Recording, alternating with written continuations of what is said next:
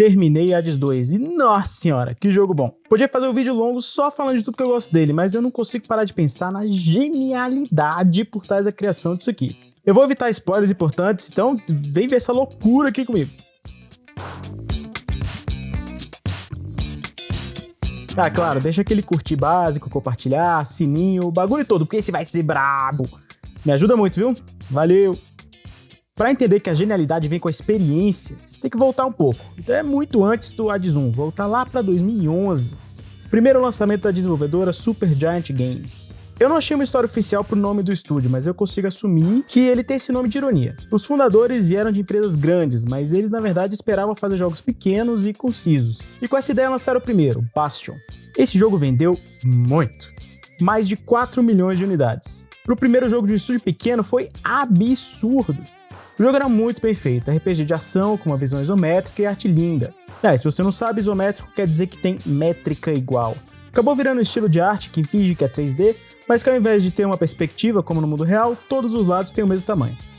O áudio foi um dos focos e tinha uma brincadeira com o narrador interativo que foi muito comentada. O narrador falava o que você fazia. Se deu bem, comenta. Se deu mal, comenta. Foi por pouco, comenta. É claro que o jogo é muito bom e merece o sucesso que teve. Mas muito do sucesso foi devido a ser lançado no tempo certo. Foi uma época conhecida como o crescimento dos indies, quando consoles começaram a vender e destacar os indies do mesmo jeito que faziam as grandes empresas. E a Steam mostrava a venda equivalente deles. Sem contar que esse jogo estava em todo lugar, tinha uma plataforma, ele estava lá. Eu tô surpreso até dele não ter sido lançado para celular. Caraca, peraí, foi? 3 anos depois eles lançaram Transistor. Outro jogo lindo, isométrico, ainda RPG de ação, mas agora com uma pegada um pouco diferente para turnos. Como o som foi um dos pontos fortes em Bastion, eles apostaram pesado aqui também, com músicas marcantes e, de novo, o narrador cheio de easter egg. Não vendeu tanto quanto Bastion, a última notícia é de 1 milhão de cópias, mas ainda é muito bom, principalmente considerando que é um estúdio pequeno, sem tantos gastos. Tentaram repetir a ideia de lançar para muitas plataformas, esse aqui foi até para TV, tá bom? Mas 3 anos lançaram Pyre. Esse eu não joguei pessoalmente, conheço muita gente que joga e ama, mas a verdade é que flopou. É até difícil achar dados dele online, mas parece que ficou entre 300 e 400 mil unidades.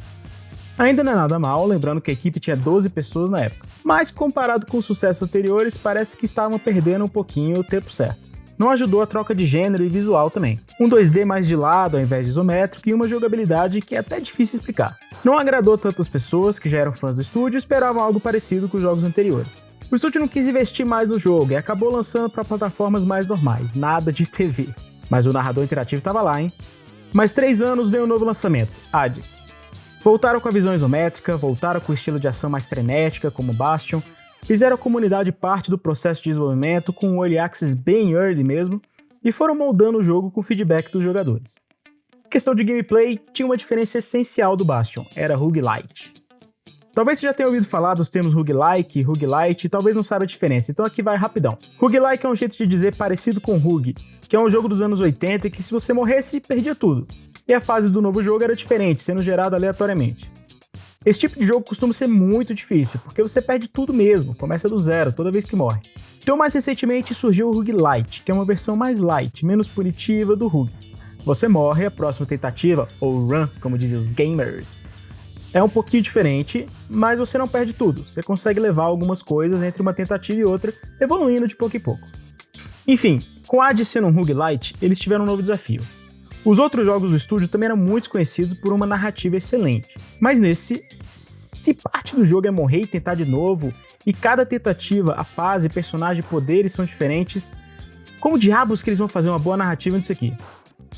Acontece que eles abraçaram o desafio e foram de cabeça.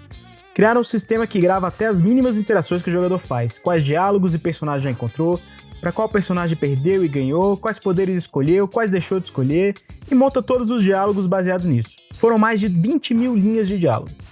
Isso unido a um gameplay super polido, em que você pode escolher armas que se adequam ao seu estilo, ter poderes e inimigos bastante para não ficar enjoativo, e a trilha sonora mais irada do mundo, não teve outra. Foi sucesso absoluto. 7 milhões de cópias.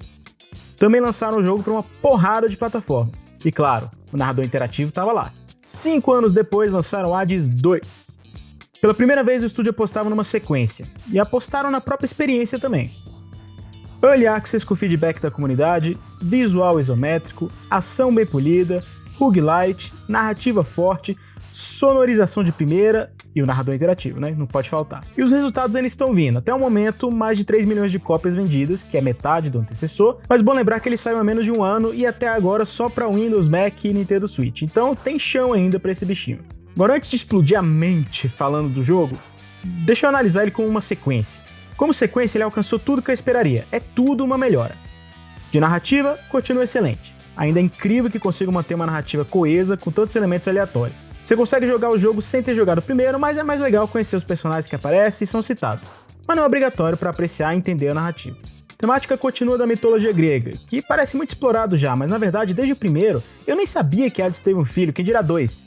Depois, até pesquisando por esse vídeo, vi que teve 3. Caraca, olha aí, ó, Hades 3 confirmado. Enfim, eles conseguem dar uma vida nova para esses personagens vagamente conhecidos. Quantidade de diálogo aumentou, mais de 30 mil linhas agora, mais de 400 mil palavras, nossa! De gameplay mantiveram o principal, com variedades, claro, como armas, bênçãos, que são poderes que você tem em cada tentativa. Mas também colocaram algumas variáveis bem interessantes para tornar a tentativa mais única e seu avanço mais personalizado, como arcanos, que é a forma de evoluir entre as tentativas. Mas você tem uma limitação de quantos pode levar. Tem bênçãos da lua também, que te traz uma árvore de habilidades que é resetada em cada tentativa. Tem também 2 objetivos principais, ao contrário do primeiro, que era apenas fugir do inferno. Agora você pode entrar no inferno ou até ir para a superfície. Uma crítica aqui sem muito spoiler, mas mais pra frente na narrativa você descobre que a chave do sucesso é conseguir uma arma específica. Você consegue essa arma, mas ela só é usada em cutscenes. E poxa, com tantas armas no jogo seria legalzão a gente poder de fato usar e jogar com essa arma final aí. Mas tudo bem. A arte do jogo é em geral mais polida, mas segue o mesmo padrão. Agora a arte de personagens, nossa, é o mesmo estilo, só que agora tem mais efeitos, animações, personagens, um cenário único para cada personagem, muito efeitinho passando, muita luz, nossa, é bonito demais. Se eu tiver que criticar uma coisa aqui, é que enquanto o 2D é maravilhoso, 3D é bem mais ou menos. E não precisa ser tão bom, os personagens em geral são pequenos na tela. Mas acho que às vezes eles esquecem disso e botam os personagens bem próximos da câmera, onde dá pra ver que o 3D não é lá essas coisas não. Som continua maravilhoso. Eu gostaria de dizer que a trilha sonora não é tão marcante quanto a primeira, mas não dá pra falar isso quando uma das lutas de chefe mais legais é contra uma banda. A banda que tem várias músicas diferentes e todas elas levam um diálogo sensacional. Inclusive o narrador interativo continua aqui, claro, e elevaram ele a outros personagens. Se você tá jogando, experimenta diminuir o volume da música enquanto luta contra essa banda, ou experimenta pausar o jogo enquanto luta com um cara que controla o tempo. Então você vê diálogos inesperados e divertidos o tempo todo, que quebram a quarta parede, mas também deixam tudo mais divertido. Agora a parte que explode minha cabeça mesmo, o game design. Ele segue uma máxima, nunca te deixar entediado. Parece simples e até óbvio quando eu falo assim, né? Mas eu quero que você pare pra pensar na tarefa hercúlea, piada pronta, que é essa. Pra começar, teve uma evolução nas runs, as tentativas. Como tem muita aleatoriedade em vários jogos desse gênero, até no primeiro Hades, não é incomum ter uma run ruim. As bênçãos, os poderes que você tem disponíveis em uma tentativa podem não ser o que você mais gosta e acaba que você vai se sair mal. No Hades 2 isso não existe, é tudo muito equilibrado. Nas runs que eu não consigo os poderes que mais gosto, sempre acho que vou me dar mal, mas acabo descobrindo coisas novas indo além. E na verdade a primeira vez que eu derrotei o chefão final, eu tava testando uma arma que não costumo usar e só vieram bênçãos que eu jamais peguei. Além disso, eles desbloqueiam coisas novas do jogo na medida certa. De novo, tudo para evitar o seu tédio. Tá começando aí bem nessa fase? Ok, os inimigos agora são mais fortes. Você começa a liberar salas novas na fase. Quando já tá indo no automático de tanto repetir a fase, ele te quebra, te teletransporta para um lugar diferentão, ou bota um personagem ali que interage com os outros inimigos e contigo. Nem tudo são inimigos, você vai encontrando e desbloqueando animais parceiros que vão contigo pelos desafios. O caos, que é uma forma de ganhar poderes bons em troca de algum desafio, já existia no Hades 1, só que aqui ele é obrigatório para seguir na história principal. Inclusive, quando você já está experiente o bastante, ele aparece para te dar desafios fora das runs, que te recompensam, claro. Já tá indo bem no jogo, hein? Que tal se a gente colocar medo e pesadelos, que são desafios que você se impõe na fase e usa para melhorar suas armas? Opa, tá indo bem nos desafios também? E que tal a gente mudar todos os chefões? Enfim, o ponto que eu quero chegar é que esse jogo se baseia numa mecânica de repetição e, sabendo disso, os desenvolvedores fizeram de tudo para que não ficasse chato. Em uma entrevista com um dos criadores do jogo, ele foi questionado sobre o GDD, que deve ser enorme. E caso você não saiba, GDD é Game Design Document, é um documento que descreve tudo que tem no jogo para o melhor planejamento e organização do desenvolvimento. E os criadores responderam, o jogo é o GDD.